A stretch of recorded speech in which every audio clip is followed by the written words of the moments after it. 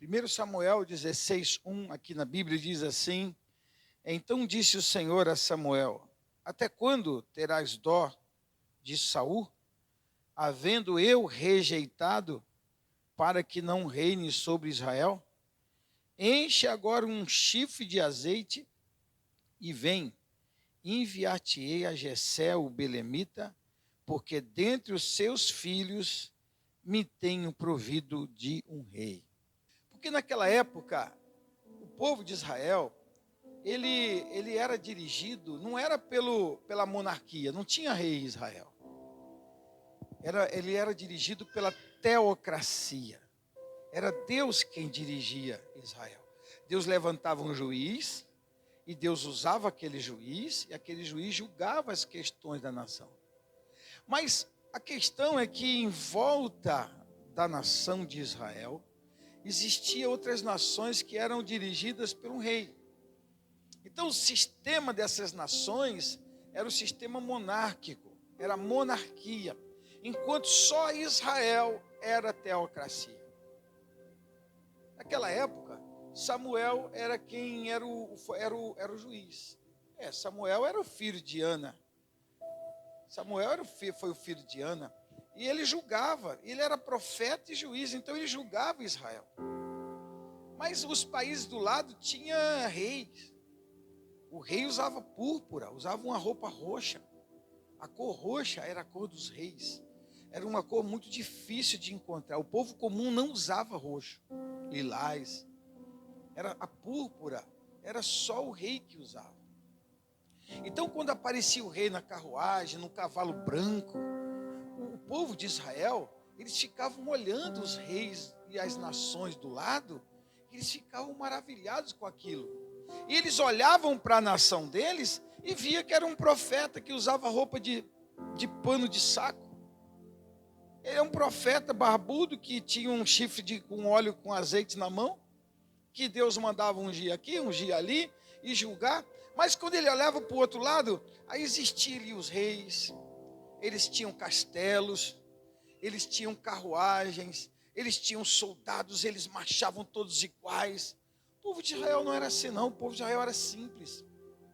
Eles tinham um exército, mas eles não eram daquele jeito. Era Deus que dava vitória para eles. Eles venciam na simplicidade. Josué uma vez orou, o sol parou. Imagine que as outras nações, com o rei, com tudo, não faziam isso. Mas eu quero chamar a atenção de vocês aqui, porque agora eu vou começar a trazer uma coisa interessante para nós, para o nosso coração, né? O povo começou a olhar muito para esse público. Eles olhavam. E aí começaram a falar para Samuel assim: Samuel, nós não queremos mais que nossa nação seja dirigida por um juiz. Nós não queremos regime teocrático. Nós queremos implantar aqui o regime monárquico. Nós queremos um monarca, nós queremos um rei, igualzinho o rei dessas nações aí de lado, de Edom, de Moabe, dos filisteus, dos amorreus, dos jebuseus. Nós queremos esses reis que vestem roupa de púrpura e que têm castelos e que têm soldados, guardas reais. Nós não queremos mais isso. Aí Samuel falou assim, mas... Aí orava, o Senhor falava para ele assim: Samuel, diga à nação que nós vamos continuar diferente de todos. Que todos têm rei, mas vocês têm a mim. Quem dirige a nação sou eu. E o povo dizia: não, mas nós queremos ir ficar aquela coisa. Samuel reunia os anciãos e dizia: assim diz o Senhor. O Senhor diz que a nação de Israel é diferente. Ela é diferente de todos. E o que acontece? Samuel falava para eles e eles teimavam. Eles teimavam. Aí o Senhor falou: bom, então vamos separar um homem conforme a vontade de vocês. E a Bíblia fala que Saul era um homem que era o homem mais belo do ombro para cima, é o homem mais belo que tinha na nação. Então Deus fez o seguinte, então falou para Samuel: já que eles querem um rei, apresenta Saul. Na hora que eles viram Saul, é esse aí. O cara é bonito, é alto, é forte, é lutador, é esse aí. Escolheram Saul. E assim, o Senhor mandou Samuel consagrar Saul a rei de Israel. Mas antes de realmente eu pregar de fato aqui, eu queria falar para vocês uma coisa interessante sobre essas plataformas da internet. Hoje existem muitas plataformas que a gente entra a hora que a gente quer. A gente visita esses povos pagãos a hora que a gente quer. E ali a gente fica vendo o perfil das pessoas. A gente fica vendo o perfil das pessoas, a gente fica olhando que fulano casou, que agora fulano, a esposa não está mais com ele na foto lá do começo, então deve ter separado. O marido não está mais, então separou. Ou os filhos, aconteceu alguma coisa. Ou agora aquela menina se perverteu e está vivendo lá, mostrando foto bebendo. E a gente fica obcecado por esse sistema de observação daqueles que estão à nossa volta. E é isso que Israel fez. Israel, eles ficaram olhando o sistema, os perfis dos filisteus, os perfis dos amorreus, e a gente quer ser igual, E as plataformas fazem isso. A identidade, a formação de identidade dos nossos filhos estão em júdice. Porque corre o risco de nossos filhos não crescerem debaixo da sua própria identidade, mas assimilarem a identidade de outros. A gente vê nas plataformas aí, a pessoa que lida com criança, que pinta cabelo de todas as cores e que ensina um monte de coisa. As crianças ficam obcecadas, acordam de manhã para assistir aquele homem falando, que a gente não sabe se é homem, se é mulher, o que aquela pessoa é. E ela fica ali, e nossos filhos sendo formados debaixo daquela ilusão, debaixo daquele entendimento. Aí nossos filhos se trancam nos quartos, porque a identidade dele está sendo afetada. Ele está vendo, ele está olhando os perfis. E aí ele começa a falar, eu não quero, mãe, eu não quero ir para a igreja mais, eu não quero esse negócio, não, isso para mim eu não quero. O que eu quero é isso aqui, é porque está todo mundo fazendo. A galera, eu fico vendo a galera, então o perfil está assim, e as mulheres estão assim. Os casamentos estão sob júdice, porque nos perfis das plataformas, as plataformas dos amorreus, dos jebuseus, dos filisteus, eles estão passando para os casamentos de dentro da igreja. Coisas que vêm afetar automaticamente, diretamente aquele relacionamento. Porque agora é assim, está todo mundo fazendo, isso é normal. Eu também quero fazer assim. Esse negócio é antiquado, isso já acabou. Mas na igreja ensina, mas esquece que a igreja ensina. Isso aí é ultrapassado. Será que você não está vendo? A gente quer rei agora. A gente quer ser igual eles, a gente quer castelo. Nós queremos soldados enfileirados com bronze que brilha e ofusca os olhos. A gente não quer mais lutar com o juiz na frente, com a arca da aliança na frente. Nós não queremos ser um povo teocrático. Nós não queremos mais que Deus nos dirija como já tem dirigido. Nós queremos um monarca, um homem cheio de autoridade, que tem cavalo branco, que tem carruagem. E assim a identidade vai sendo afetada. E aí Satanás, com um sapatinho de veludo, ele vai entrando nas famílias e entrando na igreja. Porque se deixar 24 horas agarrado no celular, entrando nos perfis, e que ódio quando o celular acaba a bateria e que a gente não tem paciência, então a gente conecta ali na tomada e fica com o cabinho no cantinho da parede, porque nós estamos obcecados e viciados no perfil dos jebuseus, olhando para o que Deus está fazendo na vida das pessoas. Enquanto nós estivermos obcecados pelo que Deus está fazendo na vida das pessoas, nós nunca vamos ver o que Deus quer fazer realmente, de verdade, na nossa vida. Enquanto nós estamos obcecados pelo que está acontecendo na família dos outros, o casamento dos outros, nós não vamos ver o que Deus quer realmente fazer na nossa família e no nosso casamento. Enquanto nós estivermos obcecados com o que está acontecendo com os filhos dos outros, e nós não largarmos essa forma de olhar e de buscar, essa obsessão, se nós não pararmos com isso, nós não vamos ver o que Deus quer fazer com nossos filhos, por exemplo. Então a identidade está sendo ferida. Observa que a identidade de Israel foi tocada. Como é que era conhecido o povo de Israel naquela época? Se você estudou um pouquinho, você sabe, olha, Israel era conhecido como um povo diferente. Porque todo mundo tinha um monte de deuses. Mas Israel só tinha um. E todo mundo tinha um monte de reis. Mas Israel não tinha rei. E todo mundo tinha castelo. Mas Israel não tinha castelo. Essa era a diferença. Essa era a identidade. A digital de Israel era essa. A identidade digital de Israel. Mas o povo quis se tornar igual. Então eu quero deixar isso claro. Que nós precisamos cuidar da saúde de digital, de identidade da nossa vida cristã e da nossa família. E a gente vê aqui uma nação que busca um rei.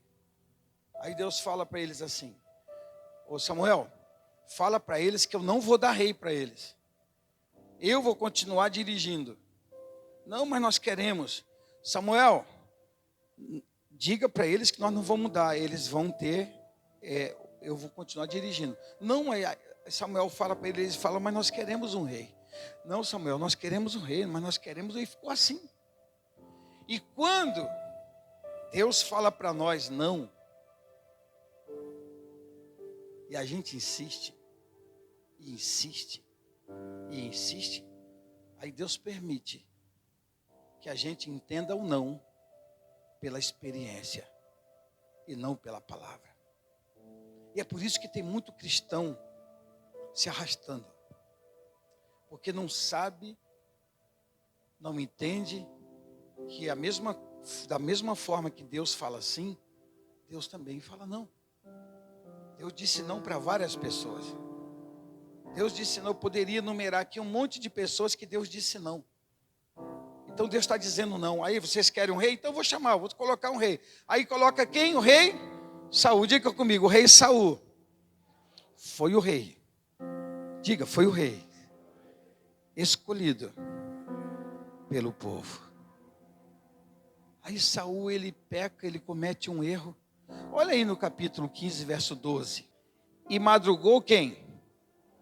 Para encontrar a Saul pela manhã, e anunciou-se a Samuel, dizendo: já chegou Saul ao Carmelo, e eis que levantou para si uma coluna, uma estátua.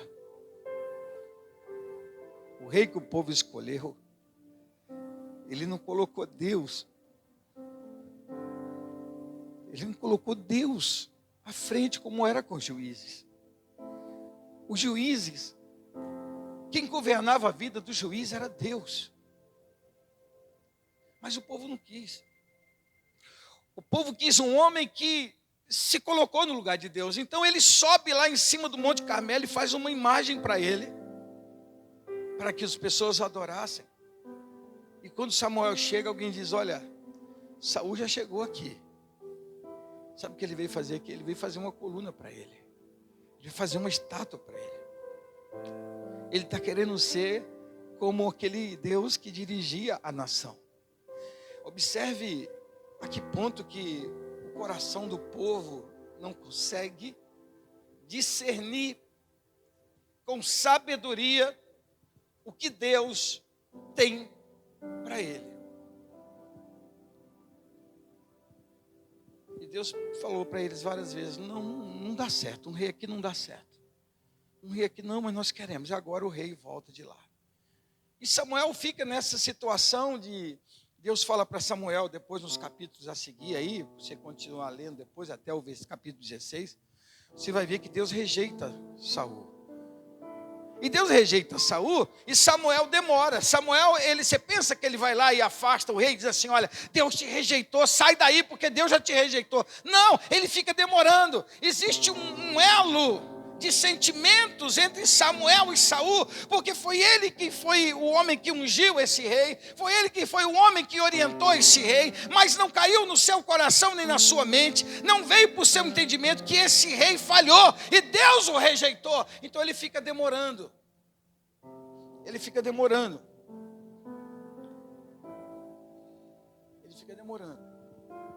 Aí entra o capítulo 16. Ele demora. Aí Deus aparece para ele e fica, vem cá, até quando você vai ficar com pena de Saul? Eu não já rejeitei? Pega essa botija e vai atrás de um rei na casa de Jessé. Eu vou levantar outro homem, agora eu vou levantar um homem do meu jeito e não do jeito do povo. Então, uma coisa que me chama a atenção aqui é que Deus, ele tomou uma ação quando ele viu que o profeta Samuel ficou estático. Ele não estava aceitando aquela decisão. Aquilo foi um choque. E eu vou mais fundo daqui a pouco. Aquilo foi um choque que ele ficou estático e ele não se moveu, ele não agiu.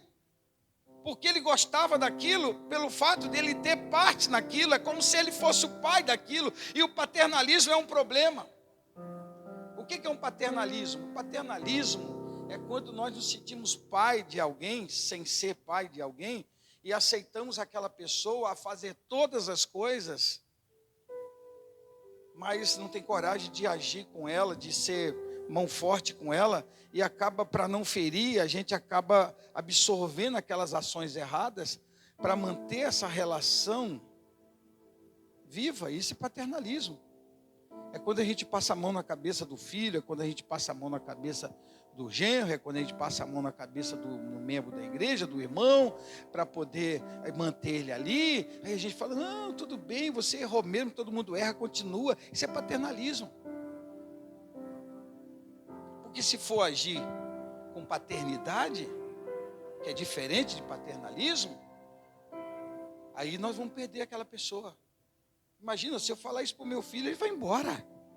Se eu falar para o meu filho que ele está errado, se eu falar para ele que eu não quero mais que ele venha aqui em casa, se eu falar para ele que eu não quero que ele chegue de madrugada, se eu falar para ele que eu não quero que ele traga bebida para dentro de casa, se eu falar para ele que eu não quero que ele se tranque a namorada dentro do quarto, se eu falar para ela que eu não quero esse pecado de fornicação, se eu falar para ele que eu não quero que ele durma fora, se eu falar para ele que ele tem que ajudar em casa, e se eu falar para ele essas coisas, eu vou perder meu filho.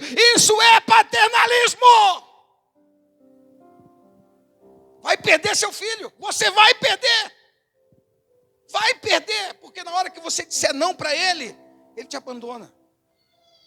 A paternidade começa de criança. Não. O pai falou não. Mas não. Mas todo mundo faz, você não é todo mundo. Você não vai. Você é o meu filho, você não vai. Isso é paternidade. É dizer sim e dizer não. O paternalismo é dizer sim. É dizer sim. Coitado, ele errou, mas ele é novo. Ela errou, mas ela é jovem. Eu entendo jovens, quem nunca foi jovem. Você não vai falar nada, nem fala nada. Vamos aceitar tudo. Coitado, não fala nada, deixa. Mas vai fazer de novo, tudo bem. Isso é paternalismo. E ali está ele agora, Samuel, demorando. Aí Deus fala para ele, ei, até quando você vai ficar com pena? Até quando você vai ficar com pena desse homem que eu já rejeitei? Você vai esperar o quê para você tomar uma decisão? A Bíblia fala que Deus diz para ele assim, eu não quero mais Saul aqui, Samuel. Eu já rejeitei. Vou trocar. Eu vou trocar. Vou colocar alguém que eu quero colocar. Porque você já viu que não deu certo, Samuel. Mas a Bíblia fala que Samuel demorou. E aí a gente vê aqui algumas coisas que a gente aprende né? Até quando, né? Deus falou para ele, até quando você vai perder, vai gastar sua energia, suas lágrimas com essa amizade, com esse irmão? Esse relacionamento, até quando você vai sustentar esse relacionamento? Que já vem se arrastando de anos e nunca deu certo. Até quando você vai continuar sustentando uma situação com alguém que Deus já rejeitou? Alguém que não se conserta, alguém que não se acerta. Você já viu que não se acerta? Saul era todo torto. Saul, ele construiu o altar e Saul fazia o que ele queria. Deus mandou ele esperar Samuel para oferecer um sacrifício, porque ele não podia sacrificar, porque ele não era sacerdote nem profeta, ele era rei. E o que ele fez? Ele esperou. Quando Samuel demorou, 7 dias se passaram, estava no 7º dia, e ele não era sacerdote. Então Samuel chegou em cima da hora e falou, vem cá, você está sacrificando? Mas você demorou. E aí vem aquela frase, que obedecer é melhor que sacrificar. Então ali há um sentimento de paternalismo e que paralisa. O paternalismo paralisa. Samuel era juiz e profeta, mas agora ele não estava nem julgando e nem profetizando, porque ele estava parado, estagnado, assentado em cima de um relacionamento que Deus não colocou ali. Não era o relacionamento que Deus queria para o seu povo. Então a vida dele não ia. Ele estava parado. Por isso que Deus chamou a atenção dele. O filho de Ana. Mas ele era perfeito. Alguém diz, mas ele era perfeito, pastor. Perfeito até chegar nesse texto aqui. Os filhos deles foram errados. Os filhos de Samuel foram tudo pervertidos. Filho de Belial. Ele não. Mas alguém diz, eu já vi muita gente falar que Samuel foi um dos homens perfeitos da Bíblia. Não, olha aqui. Olha aqui o versículo, capítulo 16, no verso 1, né? Então Deus falou para ele assim, pega um chifre agora, enche de azeite e vai na casa de Jessé, que eu vou prover um rei lá. Um rei segundo o meu coração. O Senhor Deus mandou, teve que dar uma sacudida nele para ver se ele acordava e fosse agir dentro. E muitas vezes Deus precisa sacudir a gente. Porque a gente está construindo nossa vida em cima de algo que Deus não está aprovando. E a gente sabe disso, a gente está vendo. É uma sociedade que Deus não quer. É uma situação que Deus não aprovou, não foi Deus que nos deu. E a gente está sustentando e está com a vida parada, está estagnado, porque nós estamos guardando os sentimentos de quando nós consagramos Ele lá atrás, de quando nós ajudamos lá atrás, do que foi construído lá atrás. Isso é paternalismo. Então Deus fala, pega um azeite agora, é você quem vai fazer isso. Pega o azeite, vai lá na casa de Jessé, e lá vou te prover um rei. Uma coisa interessante aqui, é que Deus não deu detalhes, não disse para ele como era o nome, qual a idade, só mandou ir na casa de Jessé. Eu já disse isso outro dia. Às vezes a gente fica um pouco sem fé, porque Deus não fala para nós detalhes. Ele nos dá um comando e a gente vai pela fé. O povo de Israel teve que ir atrás de Canaã pela fé. Abraão teve que sair para uma terra que Deus mostraria pela fé. Era assim. E agora Deus fala, pega a botija e vai lá em Jessé, lá que tem um rei, mas não disse mais nada. E esse camarada vai e pega o seu botija e vai.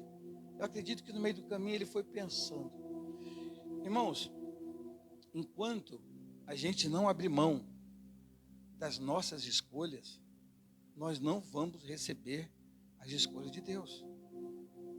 Nós só vamos receber as escolhas boas de Deus na hora que nós decidimos abandonar as más escolhas nossas.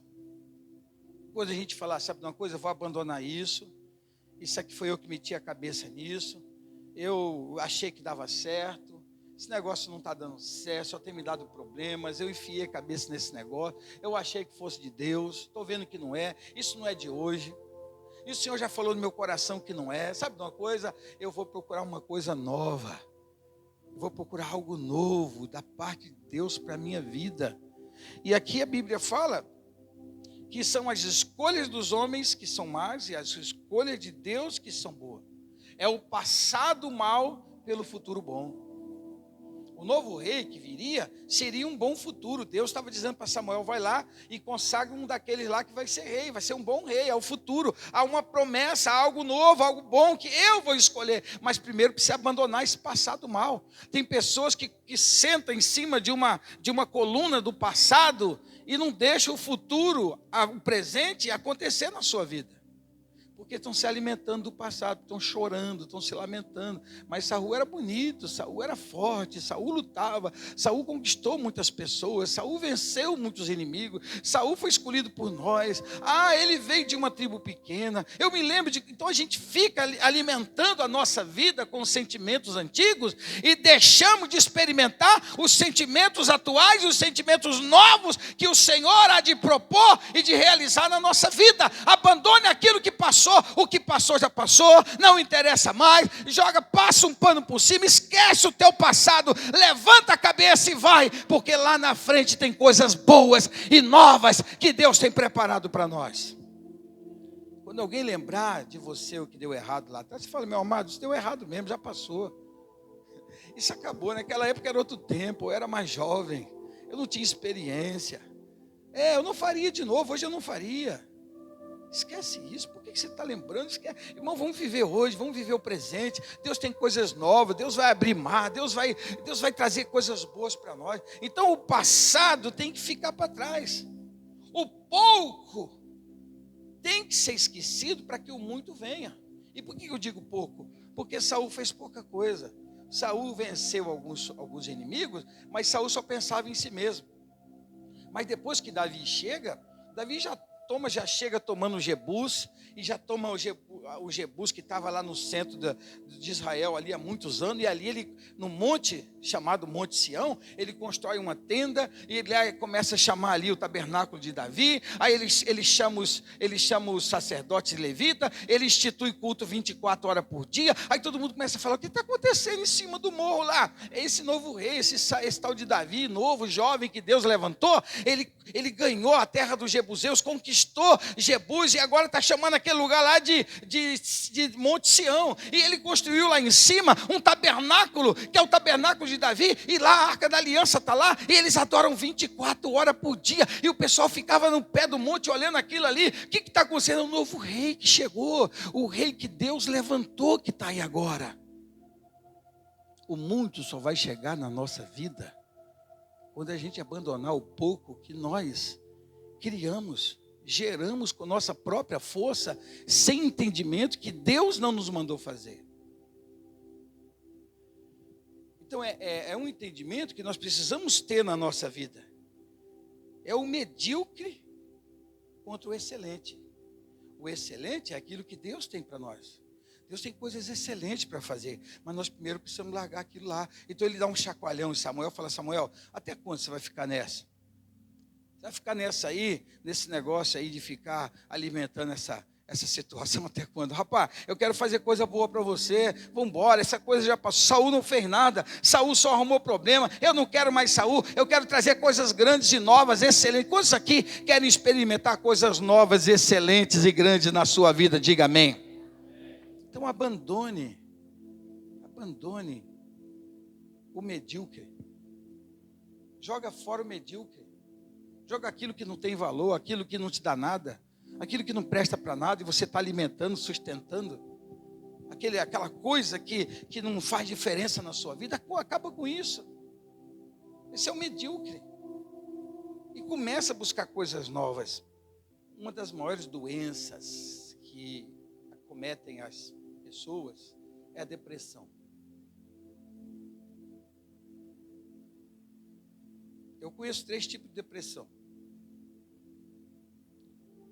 É a depressão clínica, a química. E essas duas, elas acontecem sem a gente ter culpa. A clínica, muitas vezes, muitos de nós, pela formação familiar que nós temos, pela estrutura de vida que nós temos, algum tipo de doença que a gente desenvolve e que depois acaba chegando, evolui a uma depressão. Existe a depressão química, que é aquela que falta alguma substância na nossa mente, e eu agora não vou saber falar o nome delas, mas são substâncias que faltam no corpo humano, que deveria estar presente no nosso corpo, principalmente no nosso cérebro, e elas faltam, e por elas faltarem, as pessoas ficam depressivas, depressivos químicos, e essas pessoas não têm culpa. Mas existe a depressão eventual. A depressão eventual é o tipo de depressão que acontece na vida das pessoas pelo fato de ter ocorrido alguma coisa grave na sua vida. Uma coisa eventual.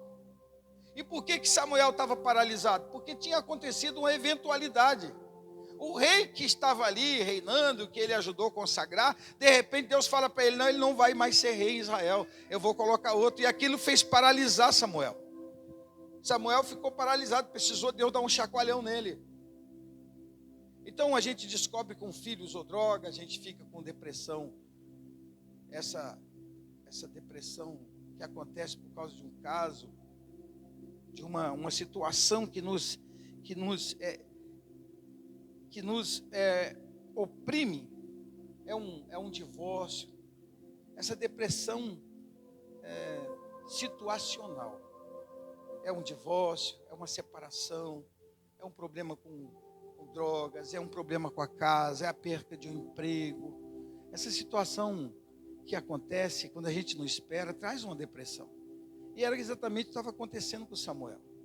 Samuel estava paralisado, porque o rei que tinha sido escolhido, agora estava sendo deposto. E nós, muitas vezes, como crentes que somos, nos deparamos nesse tipo de problema. Quantos irmãos que não estão depressivos e você vai falar com ele e ele fala, eu estou assim, no meu casamento acabou, eu estou assim, é o meu filho, eu estou assim porque eu perdi minha mãe, eu estou assim porque eu perdi meu pai. É a depressão situacional, que é gerada, que é movida por um sentimento drástico que ocorreu na nossa vida. Então precisou de Deus para curar Samuel, precisou de Deus falar para ele assim, agora você se levanta, pega o azeite e vai lá que eu vou te mostrar um novo rei, uma coisa nova. Então o que eu quero aqui é entender que isso, eu vou chamar isso de novo normal. Algo novo que aconteceu na nossa vida, que a gente não quer, mas tem que aceitar. É como essa pandemia que está aí, todo mundo usando máscara. É uma coisa que a gente não queria, mas tem que usar, e tem gente doente, e tem que lavar a mão com álcool. Nossa, que droga, eu não queria, eu queria alugar uma chácara, eu queria marcar um casamento, eu queria marcar uma festa, e a gente vai ficando triste com aquilo, vai ficando depressivo, e Samuel foi entendendo isso. Agora, eu quero chamar a sua atenção para o desfecho disso tudo, para nós entendermos o que Deus quer fazer da nossa vida. Nós precisamos entender que a nossa vida ainda continua sendo dirigida por Deus. Aconteça o que acontecer, haja o que tiver de haver, Deus continua no controle da nossa vida. O Senhor não abandonou Israel, ele estava lá, e ele disse para o seu profeta, vai lá que eu vou te mostrar um outro rei, e esse rei ele vai me servir, ele vai trabalhar a meu favor, ele vai cuidar do meu povo, ele vai ser um rei excelente. Foi o rei Davi que foi levantado.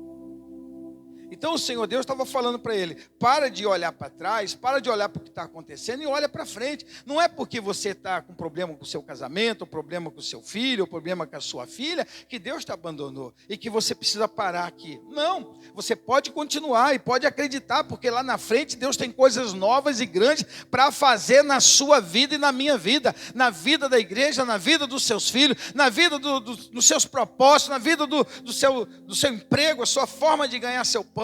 Ah, pastor, mas eu só falo isso, que o senhor não estava aqui, o senhor não viu, o senhor não experimentou a dor que eu estou experimentando, porque Saul estava aqui, ele era bom, eu gostava dele, foi eu que ungi. Sim, mas eu tenho alguma coisa nova, eu tenho algo maior e melhor lá na frente. Então, meu amado, abandone esses sentimentos que muitas vezes vêm na nossa vida. Deus está nos ensinando a nos levantarmos, a bater o pó e seguir em frente e tomar posições novas na nossa vida, dirigida por Deus. O plano de Deus não cessa. O plano de Deus não cessa na nossa vida. A gente muitas vezes acha que cessou. porque situações traumáticas aconteceram, então nós achamos que agora não dá mais. Agora chegou meu fim. Agora, pastor, agora não dá. Agora não tenho mais. Tem jeito, Deus sempre vai ter um jeito, Deus sempre tem uma saída, Deus sempre vai mostrar um caminho, e quando não tiver caminho, nem no mar, e não tiver barco para passar em cima do mar, e quando não tiver nada para passar no deserto, a Bíblia diz que Deus faz um caminho no deserto, e Ele abre a água do mar para que o seu povo passe. Se você não estiver vendo o caminho, e se Deus estiver na sua vida, Ele vai abrir um caminho no meio do mar, ou no meio do ermo, mas você vai passar. Olha para o que está na frente. Deus que tem coisas boas para a tua vida. Diga assim, olha, Deus ainda fará coisas boas e grandes na minha vida. Agora fecha os olhos assim e diga comigo assim, olha, Deus ainda fará coisas grandes na minha vida. A cura é essa. É nós não perdermos nossa identidade. É nós não deixarmos essas inovações, esse sistema hoje, porque esse sistema de mundo hoje, irmãos, é perverso. Está mudando nossa cara. As igrejas estão mudando, estão se transformando. Hoje está tudo muito rápido. Você observa faixa, as coisas estão acontecendo à sua volta. Mas Deus está falando com você que Ele quer você na sua simplicidade. Continua na sua simplicidade, continua sendo aquele crente ali, simprão. O que é crente simprão? É aquele crente que crê no Senhor Jesus. É esse que vão para o céu, irmãos. Às vezes eu converso com um irmão ali, com a irmã, ele não consegue nem falar direito, ele não tem uma teologia, ela não consegue o domínio bíblico. Alguém fala assim, nossa, ele é simprão, né? Ela é simprona, tadinha, ela não tem muito entendimento. Eu falo, mas são esses aí que vão morar no céu, porque quando a gente chega no nível de conhecimento, a gente começa a duvidar de Deus, a gente começa a duvidar dos milagres, a gente não vai mais para a oração, a gente não vai. Essa semana eu fui para o monte aqui com a galera dos Canela de Fogo, aí nós fomos sexta-feira. Imagina o frio da sexta-feira, irmão do céu, aquele frio que eu deixava só um buraquinho assim no olho, o vento entrava lá dentro e invadia todo o meu ser. E nós lá em cima orando, sem fogueira, no escuro. E a gente orando ali. E eu com a minha esposa orando juntinho ali, abraçadinho naquele vento. E o vento fazia assim, ó. Eu olhava assim, os irmãos falavam, nossa, estão cheios do poder. E eu falava, irmão, está cheio do poder? É frio, pastor, é frio. Que Deus tem algo melhor para a tua vida. Fica de pé nesse momento. Deus tem algo melhor para a tua vida. Deus tem algo melhor para a tua vida. Eu quero orar, eu quero falar com Deus. Fique na simplicidade, meu amado. Fique na simplicidade. Deixa um pouquinho o celular de lado. Desliga. Deixa ele lá desligado em cima do armário um pouquinho. Olha para o teu filho, olha para o teu marido, olha para a tua esposa. Vai ver um filme junto, vai passear um pouco, vai dar uma caminhada, vai para o solzinho. Olha para dentro da tua casa, olha o que Deus está fazendo com você. Olha para o seu casamento que Deus te deu, olha para os filhos que Deus te deu, olha para a casa que você está morando, pela comida que você come, olha pela igreja que você congrega, olha para a Bíblia que está na sua mão, olha pela presença de Deus na sua vida. Deus tem coisas maiores para fazer por você, e existem coisas grandes. A Bíblia fala, irmãos, que nenhum olho viu, nenhum ouvido ouviu, e nem nunca chegou no entendimento humano aquilo que Deus preparou para aqueles que o amam. Há coisas maiores que nós não sabemos, nós não conhecemos. Nós vamos ficar estáticos quando Deus mostrar, olha aqui o que eu prometi para vocês. Lembra que eu disse na minha palavra que eu tinha prometido coisas grandes? Contempla aí, meu amado, o que eu tenho para a tua vida. Irmão, Deus tem coisas poderosas para fazer na tua vida. Toma posse disso em nome de Jesus.